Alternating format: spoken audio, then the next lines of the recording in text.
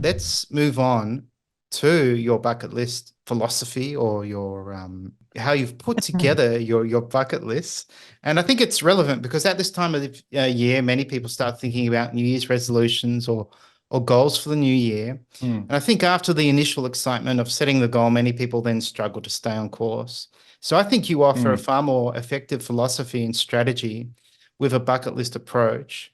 So do you want to talk about mm. specifically what it is? Yeah, I'll give you the what and the why. The what is I created, like, it's very important to take, as coaches, speakers, authors, thought leaders in any space, you pick a highway, then pick a lane, then own the lane. Obviously, bucket list is for me. And, you know, Ikigai is for you. So we could have been experts in a number of different areas, but they're the ones that are most values aligned. It's really congruent with who we are and what we believe. So it's really cool. I think it's the holy grail when you can speak from your heart, speak from your truth, speak from stuff that you practice on a day-to-day basis, and get handsomely paid for it. Right? Mm, That is the holy grail. I think yeah. it's really cool. There's a lot of people out there that can't claim that. They're doing jobs or careers, even businesses that they've created that they hate. And, that incongruent life is very un-ikigai, Mm, right? So we're speaking from the hearts and wrapping this business model around it, I think, is a double bonus. So our job is to distill all of the stuff that's come before us and distill all the stuff that we've been exposed to and pay it forward somehow, not rip it off, not plagiarize or anything like that, but put our own flavor, our own spin on it, and then pay that forward in a really tangible way. We've got to make the intangible ideas hmm tangible. How do we do that? Well, we create our own processes, rules, blueprints, etc. Diagrams that we can teach, that becomes the filter, the lens that we can teach that intangible through, and it becomes tangible that way. And so I created the book, which is the My Bucket List Blueprint. Cha-ching! There we go. There's a screenshot.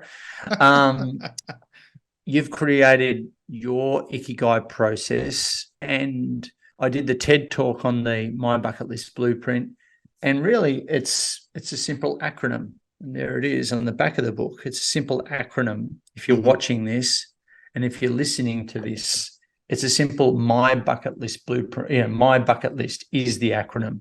Now, prior to me becoming the bucket list guy, being named as the bucket list guy, registering that domain, there'd be a movie, The Bucket List. Yep.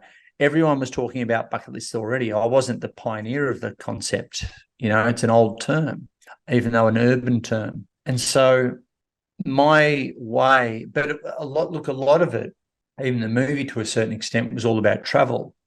Now I wanted to I love the narrative. I love talking about it. And to be honest, my 18-year-old life list wasn't called a bucket list. It was just to do before you die. It provided me a bunch of reasons, not just travel, a bunch of reasons for getting out of the bed in the morning. Yeah. I wanted to create something that wasn't all about travel. T in the My Bucket List Blueprint, the T at the end stands for travel adventures.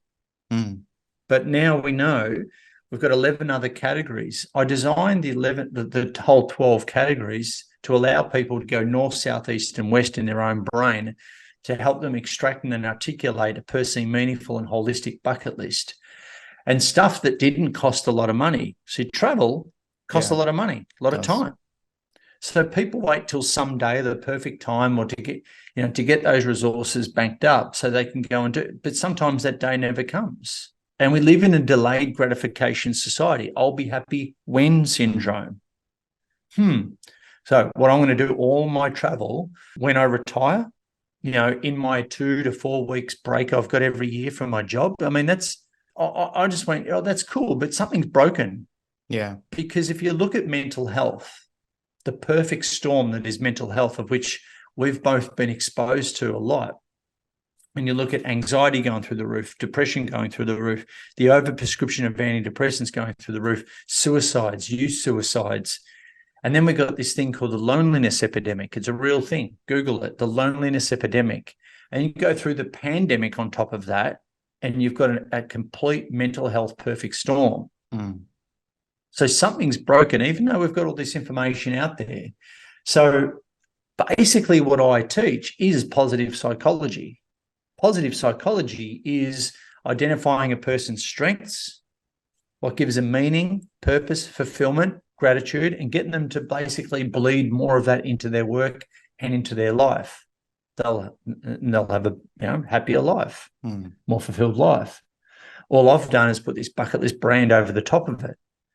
So they go through this blueprint and they identify, sure, all the travel things that they want to do, but also all the little things that they want to do that they can do right now that doesn't cost any time and money. And you cross off or tick off a lot of that low-hanging fruit. And that gives them a sense of motivation and momentum to smash through the bigger ones. So it helps people get moving. You could call it short-term goals, medium-term goals, and long-term goals, of course. But bucket list has been a real user-friendly way to get people to, pay attention rather than just goal setting, traditional goal setting. And so I say a bucket list is a tangible life plan where your career plan or your business plan should fit into your life plan and not be the other way around. It really brings home that work to live principle. And it's not just about ticking a whole bunch of cool stuff off. It's really about how a person reverse engineers every aspect of their life in order to make this stuff come to fruition. So it's a growth of them on this journey towards these self-imposed destinations. But more importantly, it's about the person that exists on the other side. And that's the person that they don't know yet. That's a bigger version of us. Yeah, it really resonated with me when I got your book, and I thought, wow, this is a really cool blueprint, because there are things like for C, conquer fear, or E, express yourself, T, take lessons, and even I, idiotic stuff. So, and then, I thought, wow, this is going to be fun. I was sort of rubbing my hands thinking, well, I want to take lessons from the bucket list guy. So that sort of immediately became, I want to be coached by this guy. So I sort of put that down on my list, and sure enough, I managed to make it happen. We connected. So having a list of meaningful things to do, where they're, as you say, it's just not travel, and it's not materialistic, and it's not superficial. It's meaningful. It's tied to your values. It pushes you to grow. It is life-changing. And there is actually a lot of overlap with Ikigai as well. So 100%, yeah. Yeah, that's why I think we get on so well. We have a good time, but we also share a lot on our calls.